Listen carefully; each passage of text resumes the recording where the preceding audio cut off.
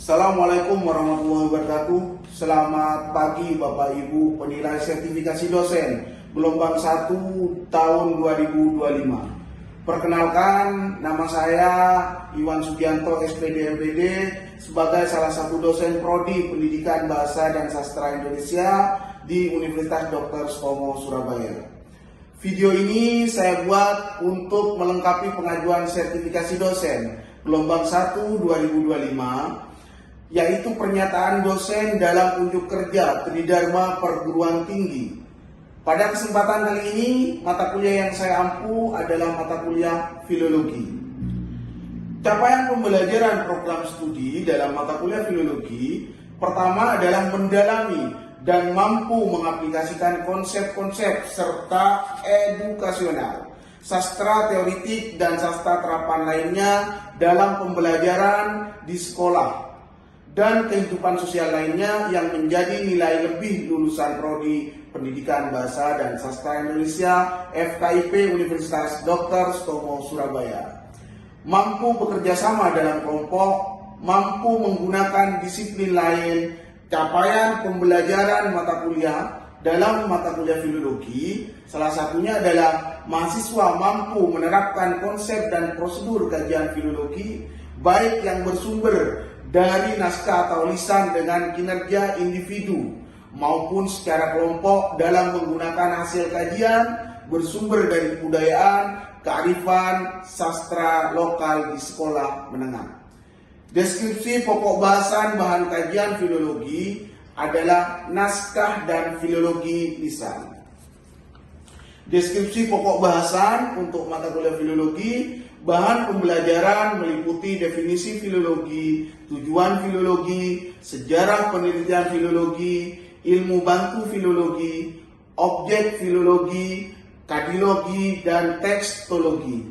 Inventasi naskah, pendeskripsian naskah, penentuan umur naskah, pembacaan naskah, penetralisasian naskah, penggunaan metode penelitian filologi, pembandingan naskah, penganalisisan naskah, dan penerapan sebagai bahan pelajaran atau pembelajaran apresiasi sastra di sekolah menengah.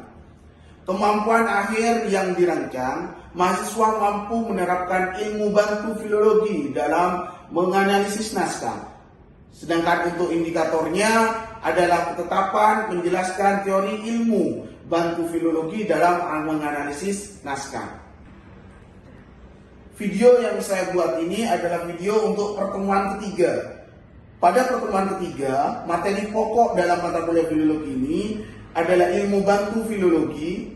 Terus yang kedua, ilmu bantu filologi berdasarkan karakteristik teks. Sedangkan yang ketiga, teori analisis filologi lisan. Untuk referensi-referensi yang kita gunakan pada pertemuan ketiga ini adalah modul filologi, ilmu bantu filologi berdasarkan karakteristik teks, terus kemudian teori analisis filologi lisan karyanya Setia Yuwono Sudika.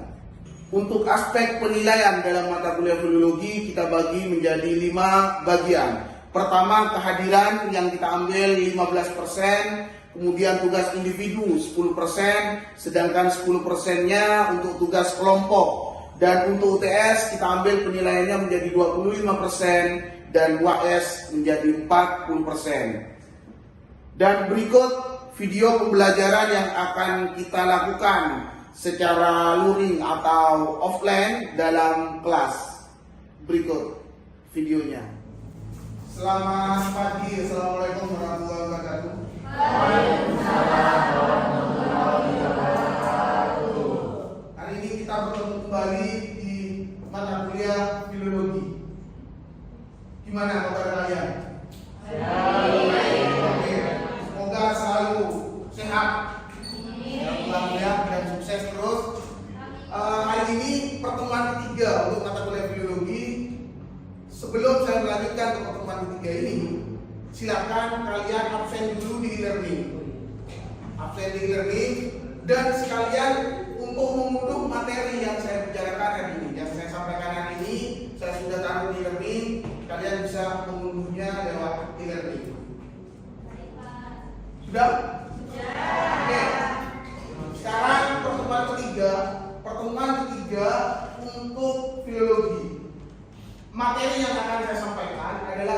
bantu filologi. Jadi ilmu bantu filologi. Tapi sebelum saya menjelaskan tentang ilmu bantu filologi itu apa saja, mungkin dari kalian ada yang masih ingat kemarin pertemuan kedua kita membicarakan tentang apa? Ingat Pak, tentang sejarah munculnya penelitian filologi dan perkembangannya serta objek filologi. Oke, jadi perkembangan penelitian filologi seperti apa, juga objek-objek filologi itu apa saja, ya. Karena filologi ini adalah sastra lisan yang benar-benar hampir banyak orang yang kurang memperhatikan ilmu filologi ini. Nah, makanya sekarang ilmu bantu dari filologi, apa saja ilmu bantu filologi tersebut? Banyak macamnya ilmu bantu filologi. Jadi filologi itu tidak bisa berdiri sendiri. Tidak bisa berdiri sendiri, masih membutuhkan ilmu bantu. Tapi selain dia juga membantu ilmu yang lain, filologi juga membantu ilmu yang lain. Jadi saling bantu. Nah, pertama itu linguistik, jelas. Mata kuliah linguistik, objeknya itu adalah bahasa. Sedangkan filologi itu adalah sastra lisan. Tentunya sastra lisan menggunakan bahasa. Baik itu berupa naskah atau teks kuno. Ya. Nah, makanya linguistik itu adalah ilmu bantu yang dalam filologi, mata kuliah filologi. Apa? Yakni filologi berkontribusi besar dalam melacak evolusi bahasa. Melacak evolusi bahasa, menganalisis perubahan fonologi, morfologi, dan sintaksis, serta merekonstruksi bahasa proto melalui metode perbandingan.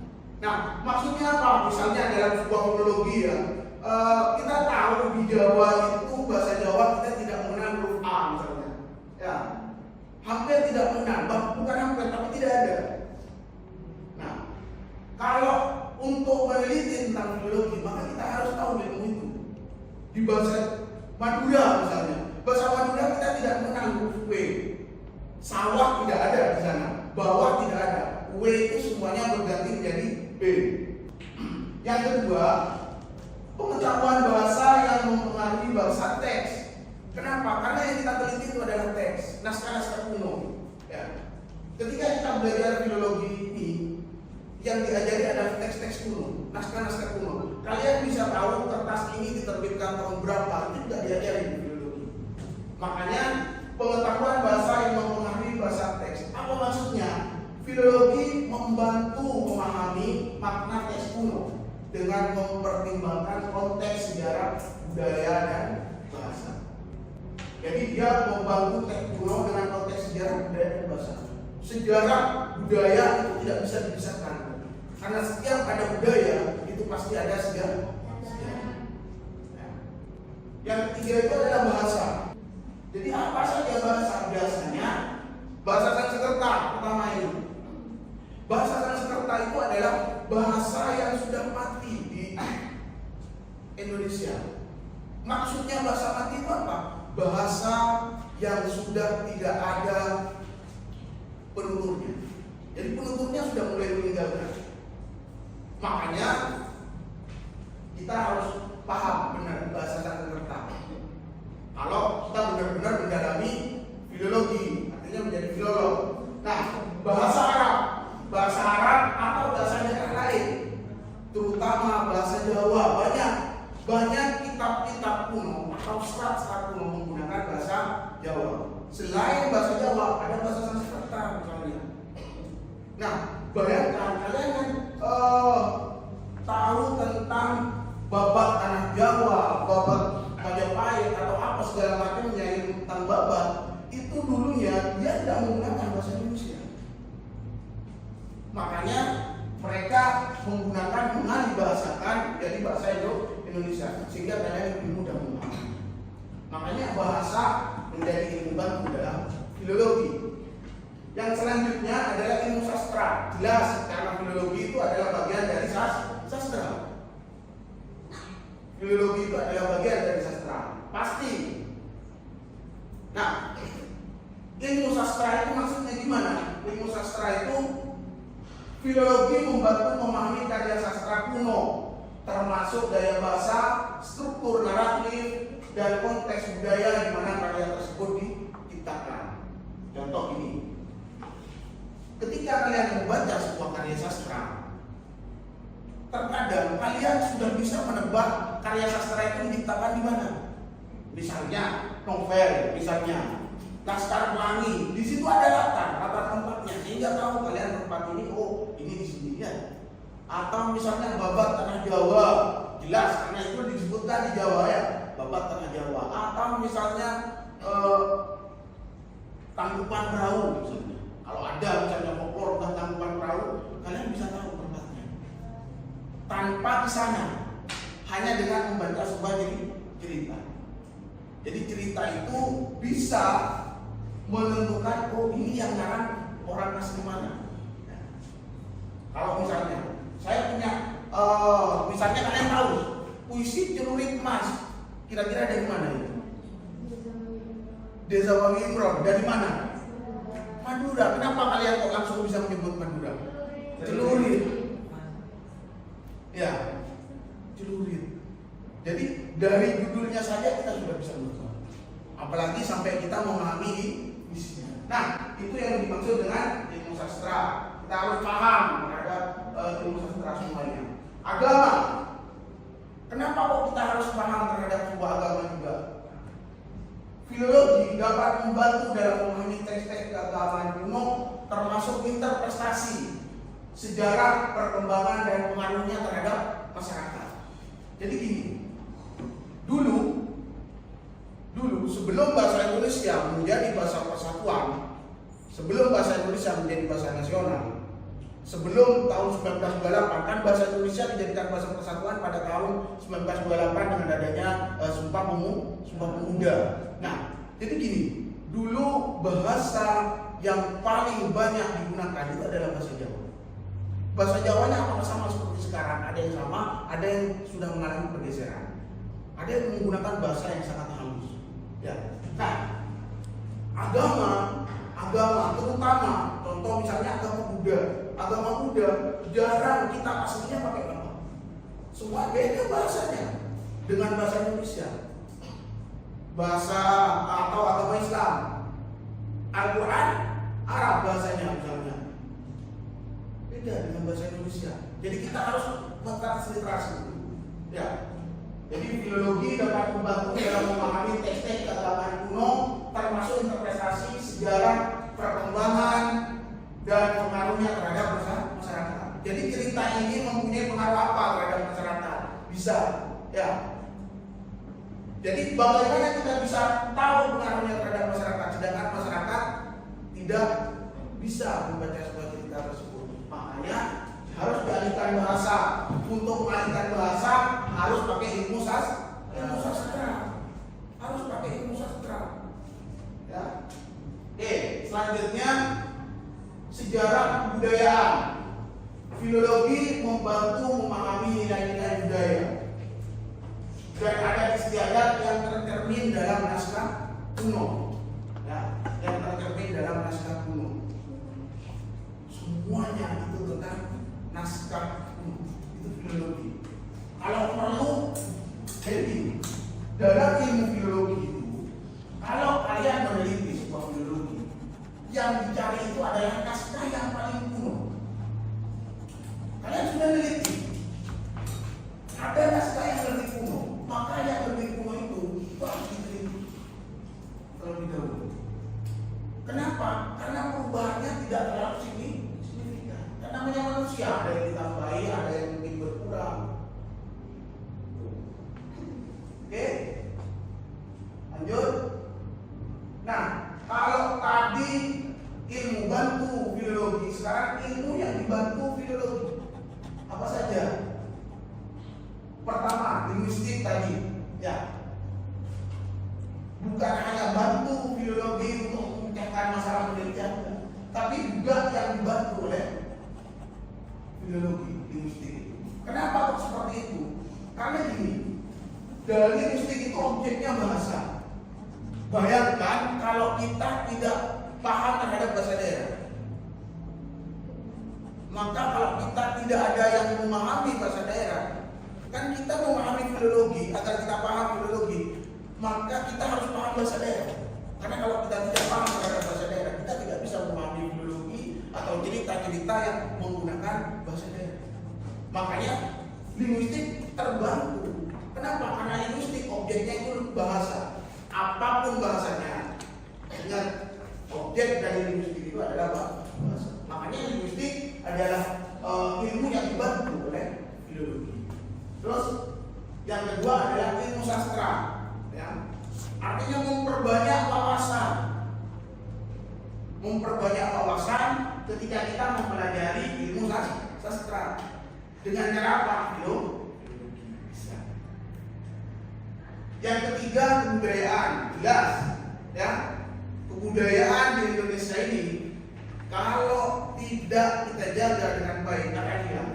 Gimana cara menjaganya yang baik? Apakah kalian ngaku dengan kebudayaan Indonesia? Belum tentu. Maka yang menjaga itu adalah orang-orang filologi, sehingga kebudayaan itu tetap terlestari, sehingga bisa kita nikmati sampai detik ini. Yang kita nikmati itu adalah kita harus punya rasa sangat-sangat berterima kasih kepada para filolog atau para pemerhati budaya. Yang keempat itu adalah sejarah. Dengan adanya filologi, kita lebih bisa, ya, kita lebih bisa memahami sejarah yang ada. Ya.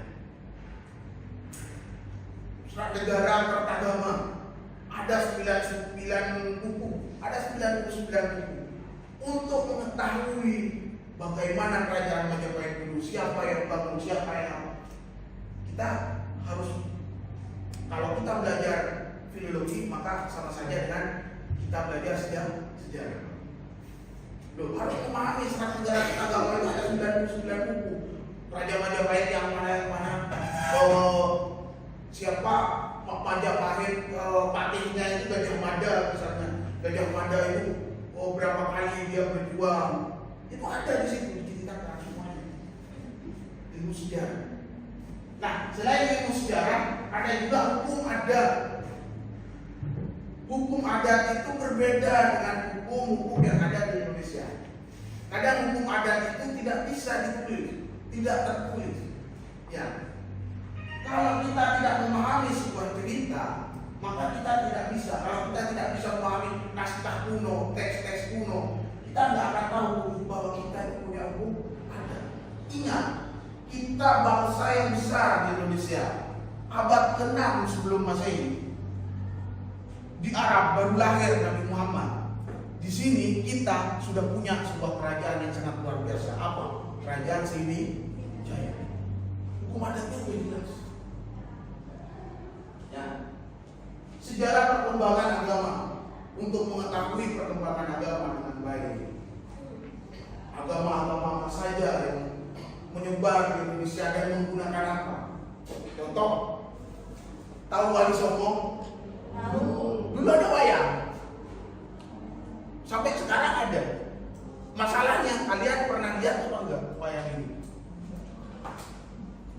Nah, dengan adanya wayang itu menggunakan bahasa Jawa. Itu ada kitabnya, ada naskahnya. Apakah kalian hafal? Enggak kan? Saya aja enggak hafal. Maka ada yang hafal, siapa? Dalangnya. Nah, untuk memahami naskah itu harus perlu ilmu filologi. Dengan memahami ilmu filologi, terus memahami naskah itu, maka dia sudah bisa membantu linguistik, bahasa Jawa, bahasa Pomo masih tersimpan dengan rapi, masih ada penuturnya, tidak menjadi bahasa yang mati. Terus ilmu sastra mereka juga punya. Terus kemudian kebudayaan, sejarah, hukum adat, kita tahu seperti apa zaman-zaman dulu dari ilmu filologi. Yang terakhir itu adalah filsafat. Dari ilmu yang dibantu filologi, filsafat. Jadi filsafat gini, ada yang tahu filsafat itu? Ada yang mengatakan filsafat itu ibunya ilmu. Benar. Karena memang dari Filsufia, ya, dari bahasa Yunani philosophia. Philen berarti cinta, sophia itu berarti bijaksana. Jadi yang namanya Sophia di sini, kalau ada namanya Sophia berarti dia orang yang bijaksana. Iya, jadi dia orang yang bijaksana. Makanya orang yang mencintai kebijaksanaan itu dinamakan dengan filsuf. Ya. Oke. Lanjut next ya. Teori dan pendekatan analisis filologi lisan. Teori dan pendekatan analisis filologi lisan. Pertama, strukturalisme Levi-Strauss. Ini bisa, kalau kalian nanti skripsi bisa menggunakan teorinya ini, bisa pakai strukturnya Levi-Strauss ini. Jadi dilihat nanti, itu ketemu tebelnya sendiri kitab, itu intinya apa itu ada, bisa menggunakan ini. Nah, teori ini menganalisis mitos dan cerita rakyat dengan mencari struktur universal yang mendasari berbagai variasi cerita. Levi-Strauss melihat mitos sebagai upaya untuk menyelesaikan kontradiksi-kontradiksi dalam pengalaman manusia. Jadi kita bisa tahu seperti apa. Oh, intinya dari sebuah cerita ini. Kadang kan ada sebuah cerita yang panjang, lama, terus kalian malas dengarnya gitu kan. Apalagi cerita yang panjang kayak Ramayana itu kan panjang. Naskah-naskah yang tebal, apalagi menggunakan bahasa Jawa kuno. Sedangkan kalian bisanya bahasa Indonesia, yang bisa bahasa yang tidak bisa bahasa Jawa, baca novel aja udah berapa menit udah. Apalagi oke. Maka nanti ketika studi bisa menggunakan teori studi, menggunakan teorinya Levi-Strauss ini. Boleh nanti ya. Analisis naratif. Pendekatan ini melihat teks lisan sebagai narasi yang memiliki elemen-elemen seperti tema, tokoh, plot, latar, dan sudut pandang. Jadi kan ada unsur intrinsik, ada unsur ekstrinsik, ya toh? Kalau dalam sebuah cerita, unsur intrinsik terdiri dari tema. Tema itu apa? Tema itu adalah gagasan yang dibuat dalam sebuah cerita. Apakah sama dengan judul? Berbeda. Berbeda dengan judul. Tema itu bisa menjadi judul, tapi judul belum tentu bisa menjadi sebuah tema. Contoh, temanya pendidikan, judulnya saya kasih sekolah misalnya, bisa. Temanya tentang pendidikan, judulnya saya kasih sekolah. Kemudian temanya saya buang pendidikannya, saya ganti menjadi sekolah, temanya sekolah, judulnya sekolah, bisa. Temanya tentang pendidikan, judulnya Laskar Pelangi, bisa, karena Laskar Pelangi membicarakan pendidikan. Tapi kalau misalnya temanya saya ganti dari Laskar Pelangi, nggak bisa, karena yang ada di dalam sebuah cerita itu tentang pendidikan. Itu maksudnya tema dengan judul. Ya. Terus kemudian ada latar, tempat, waktu, suasana dan sebagainya. Sudut ini nanti sudut pandang ya. Sudut pandang ada orang pertama, terus kemudian ada orang ketiga. Nah ini kadang ada yang tanya, orang kedua gimana Pak? Ingat orang kedua itu selalu kalah sama orang yang pertama atau orang yang ketiga. Makanya jangan mau jadi orang kedua. Ya. Jadi orang pertama itu aku, saya. Beda dengan orang ketiga. Kalau orang ketiga menggunakan nama dan sebagainya. Elemen-elemen seperti ini ada dalam filologi.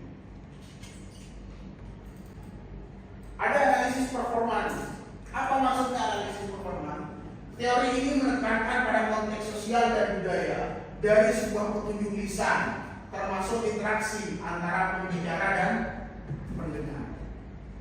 Jadi antara pembicara dan pendengar itu menggunakan konteks sosial dan budaya. Kita tahu konteks sosial dan budaya dari masyarakat dengan cara kita mendengarkan orang yang berbicara.